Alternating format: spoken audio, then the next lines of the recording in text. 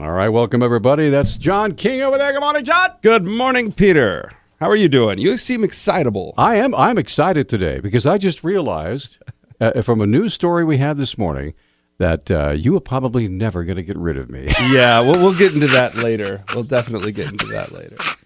But we have our special. He cackled loudly. All right. Sorry. He's already put the shame on me. There you All right, so we have a special guest. That's right.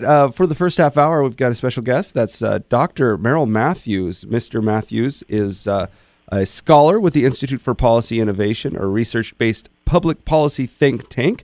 Also a health policy expert, although that's not really our topic today. Maybe we'll get into it. I don't know. He's also past president of Health Economics Roundtable for the National Association of Business Economics, the largest trade association of business economists. He also served for 10 years as the medical ethicist for the University of Texas Southwestern Medical Center's Institutional Review Board for Human Experimentation. And that's just one title.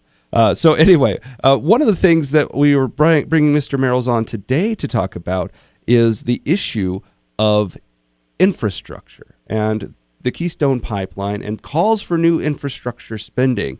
And he's kind of pointing out a contradiction, if you will, between the desire for infrastructure and the accessibility of it. So welcome to the program, Dr. Matthews. Well, thank you for having me.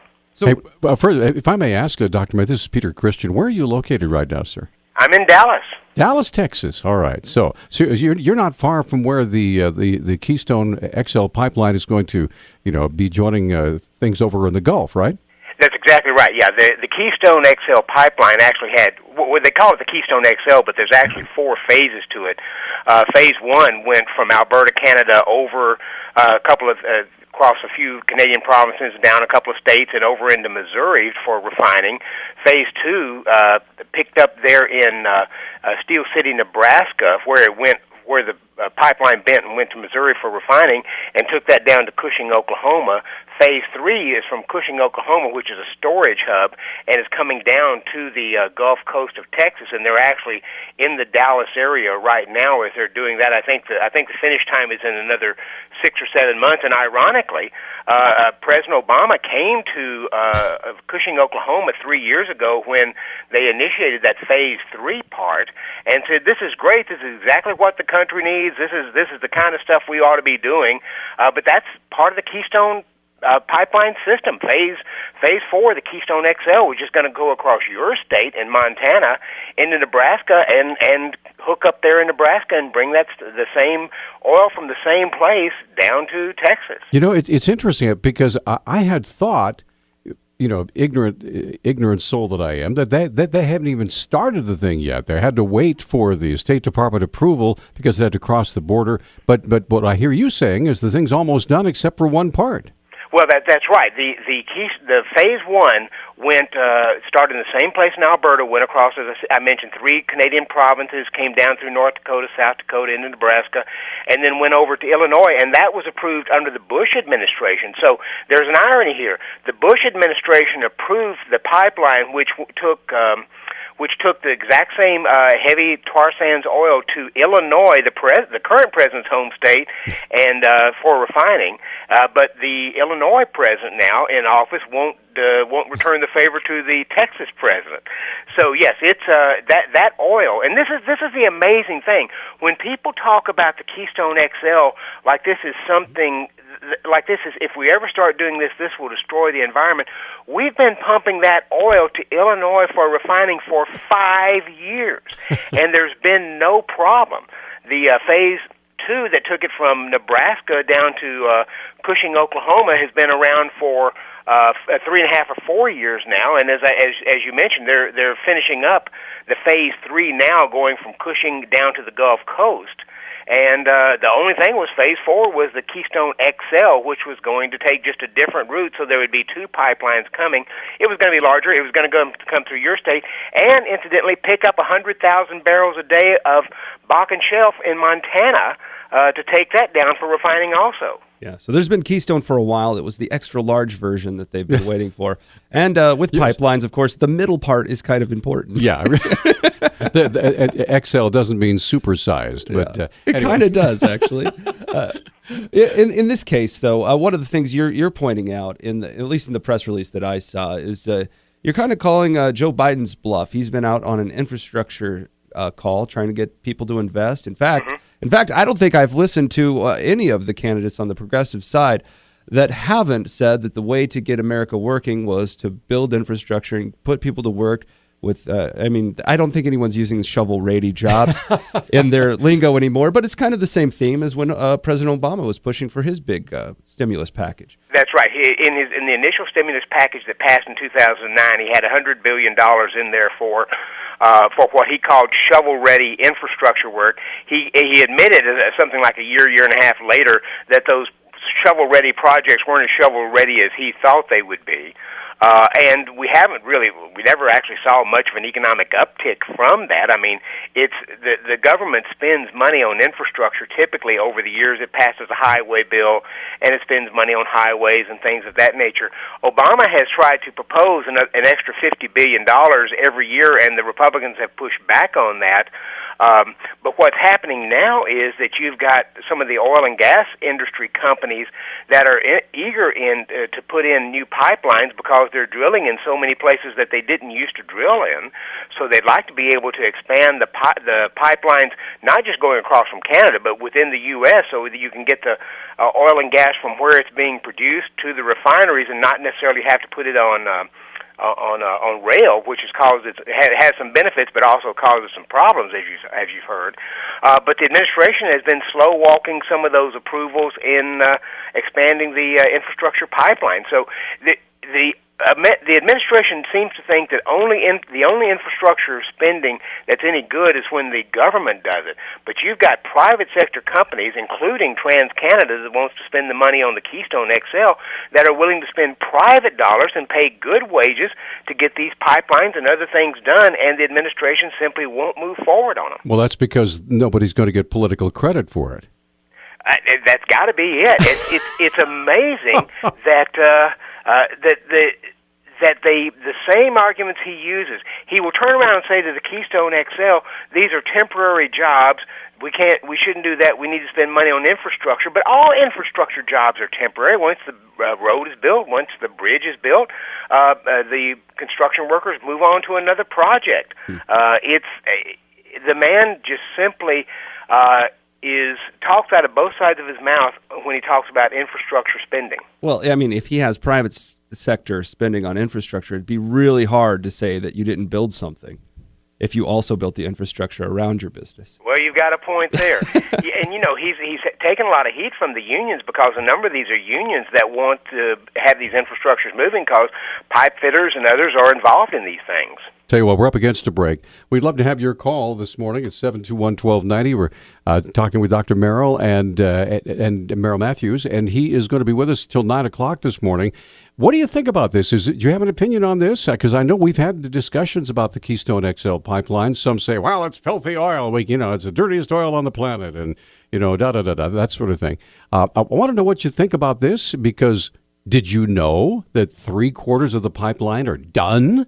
And this is just one part that has to be added to it to bring more oil into the area or to perhaps make us even more energy independent? What a bad thing that would be. Anyway, so what do you think? 721-1290 is our number. We have 2 lines open, and we'll be right back. Hey, it's Talk Back, and it's Wednesday, and it's a beautiful day in western Montana. Sunshine, a little bit of breeze coming out of the east, but we're on the inside of your radio right now on Talk Back, talking with Dr. Merrill Matthews. He's speaking with us out of Dallas, Texas, and we're talking about infrastructure spending, and it just seems to me that it makes a lot of sense if there's any way to let a private company bear these infrastructure costs rather than dumping that on the populace. It just seems like, why not go ahead and do that? That's what you'd think, but the administration has simply not done that with the Keystone XL. And as I mentioned, there are other pipelines that are going to be created. One of the things that's happened here is we've just had this explosion of transportation of oil around the country because it's being produced in so many places where they don't have pipelines. We went from in just a few years ago, we had something like I think 2008, 2009, 98. We used 9,800, I believe, railroad cars to transport oil. By a couple of years ago, we were up to 400,000 railroad cars transporting oil, and that creates its own problems. It increases traffic, and it also makes it harder to get for crops and others to be able to get online and be able to get to where they need to. At times, there's some pushback because of all the traffic from the oil. I got to ask you, I mean, obviously the answer that you're going to get, I think, if Joe Biden were in the room or President Obama were in the room, is that, we don't want to spend infrastructure needlessly or on stuff that will maybe hurt America or the environment. We want to spend infrastructure where it's needed, on bridges or on railways or on other things. So when it comes to this spending around the Keystone XL pipeline, does any of it affect roads and transportation that the regular populace might be using? The pipelines tend to end up being the safest way to transport things. We've heard the problems of railroad cars that have tipped over here recently with oil on there for various reasons. But the pipelines tend to be the very, very safe way of doing that. And the new technology they have, there's almost no leaks, and they're very small and well contained. Incidentally, there have been other studies on the infrastructure out there that have just sort of pushed back a little bit on this notion that our bridges and roads are falling apart.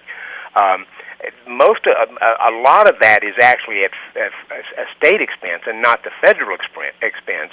The federal government provides some funding for some of those things, but it's actually a state obligation rather than a federal obligation in most cases. Interesting. Yeah, I think our city is kind of in that boat. Some of the shiniest bike paths you'll ever see, and then potholes that can swallow those same bikes. Yes.